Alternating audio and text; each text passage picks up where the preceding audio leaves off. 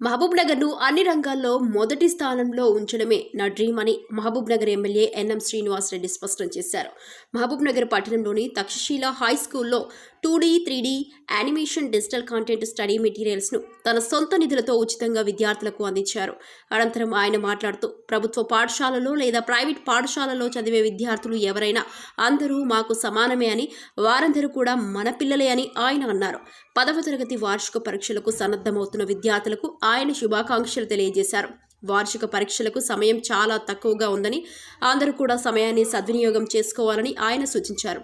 ఈ యొక్క digital content study materials దేశంలో ఎవరికీ అందుబాటులో లేవని, కేవలం ఒక్క మన మహబూబ్నగర్ నియోజకవర్గంలోనే అందుబాటులో ఉన్నాయని చెప్పారు.